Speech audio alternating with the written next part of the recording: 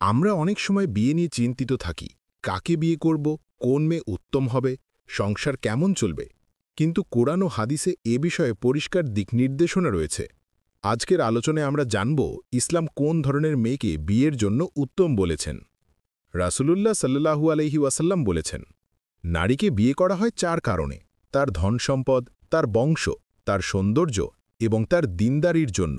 কিন্তু তুমি দিনদার নারীকে গ্রহণ করো, তবেই সফল হবে। সহি বুখারী, সহি মুসলিম। মহানবী সাল্লাল্লাহু আলাইহি ওয়াসাল্লাম আমাদের শিখিয়েছেন, একজন মেয়ে যদি দিনদার হয়, অর্থাৎ নামাজ পড়ে, আল্লাহকে ভয় করে, পাপ থেকে বাঁচতে চায়, তাহলে তার সঙ্গে সংসার হবে শান্তির, বরকতময়। কুরআনে আল্লাহ বলেন, فالصالحات قانتات حافظات للغيب بما حفظ الله।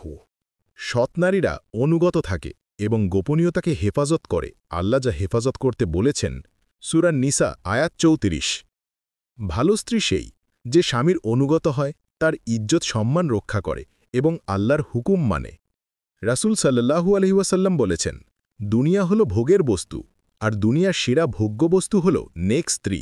নেক স্ত্রী মানে শুধু নামাজ পড়া না, বরং স্বামীর সাথে সুন্দর ব্যবহার করা, কোমল হৃদয় হওয়া, ধৈর্যশীল হওয়া। রাসূল সাল্লাল্লাহু আলাইহি ওয়াসাল্লাম বলেছেন, তোমরা স্নেহশীলা এবং সন্তান জন্মদানে সক্ষম নারীকে বিয়ে করো, কারণ আমি তোমাদের সংখ্যা বৃদ্ধি দেখে কিয়ামতের দিন গর্ব করব। আবু দাউদ, নাসাই। ইসলাম শুধু ব্যক্তিগত সুখ নয়, বরং উম্মার বৃদ্ধি এবং ভবিষ্যৎ প্রজন্মের দিকে খেয়াল রেখেছে। হাদিসে এসেছে, তুমি তোমার বীজ কোথায় স্থাপন করছো তা দেখে নাও, কারণ বংশের প্রভাব থাকে। ইবনে মাজা। মেয়ে শুধু ভালো হলেই হবে না, তার পরিবারও ভালো হওয়া জরুরি। পরিবার যদি দিন থেকে দূরে থাকে, তাহলে মেয়ের দিনদার থাকা কঠিন হয়ে যায়। এখন প্রশ্ন হল, আমরা কিভাবে বুঝব একজন মেয়ে দিনদার কিনা? দিনদার নারীর কিছু বহির্লক্ষণ আছে, যেমন: ১. সে নিয়মিত 5 ওয়াক্ত নামাজ পড়ে, নামাজ তার জীবনের অংশ। ২. পর্দা মানা, নিজের সৌন্দর্যকে গোপন রাখে, কারণ লজ্জাশীলতা তার পোশাকে প্রকাশ পায়। ৩. হারাম জিনিস যেমন মিউজিক, নাচ, অশ্লীলতা থেকে দূরে থাকে। ৪. কথা মিষ্টি, গালাগালি করে না, ধৈর্যশীল। ৫. নিজের বাবা মায়ের সাথে সুন্দর আচরণ করে, এতে স্বামীর সাথেও তাই করবে। ৬. বিয়ের আগে কোনো প্রকার অবৈধ সম্পর্ক রাখে না। ৭. লোভ ও অহংকার মুক্ত, সে টাকা পয়সা, বাহ্যিক সৌন্দর্য বা দুনিয়ার চাকচিক্য দিয়ে কাউকে বিচার করে না। শুধু সৌন্দর্য দেখে বিয়ে করবেন না, কারণ সৌন্দর্য একসময় ম্লান হয়ে যায়। শুধু টাকার দিকে তাকাবেন না, কারণ টাকা সবসময় স্থায়ী নয়। দেখুন মেয়েটি কুরআন সুন্নাহ মেনে চলে কিনা। পরিবারের সুনাম এবং দিনদার পরিবেশও বিবেচনা করুন।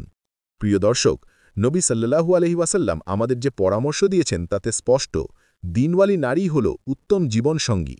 কারণ দুনিয়ার সৌন্দর্য, টাকা, বংশ সবই একদিন শেষ হয়ে যাবে, কিন্তু দিনদার স্ত্রী আখিরাত পর্যন্ত স্বামীর সঙ্গী হয়ে জান্নাতের পথে সাহায্য করবে।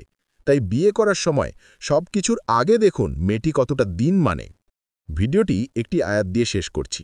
আল্লাহ তাআলা বলেন, الخبيثات للخبيثين والخبيثون للخبيثات والطيبات للطيبين والطيبون للطيبات।